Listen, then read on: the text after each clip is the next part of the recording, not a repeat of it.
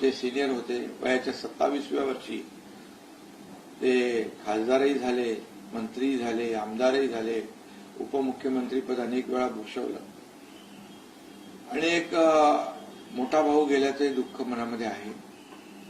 एक महाराष्ट्रातला लोकनेता, स्पष्ट वक्ता नेता, खऱ्या अर्थाने त्यांना सगळे लोक आदराने दादा म्हणायचे. या महाराष्ट्रातला सगळ्यांचा दादा हरपलाय, अशा प्रकारची भावना या ठिकाणी मी व्यक्त करतो. त्यांच्या कुटुंबियांची देखील आम्ही भेट घेतली. त्या ठिकाणी त्यांची मुलं आणि पवार वहिनी, त्याचबरोबर पवार साहेब होते, सुप्रियाताई, सर्व कुटुंबियांची देखील भेट घेतली. अतिशय दुःखामध्ये, शोकसागरामध्ये दुःखाच्या हे सर्व पवार कुटुंबीय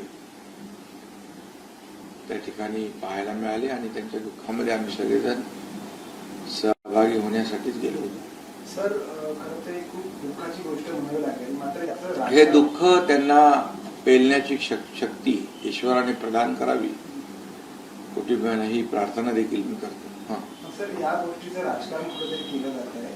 ममता बॅनर्जींनी आरोप केले की या सगळ्या गोष्टी चौकशी व्हावी, असं एक आरोप आहे तो ममता बॅनर्जींनी केलेला. कसं होतं तुम्ही?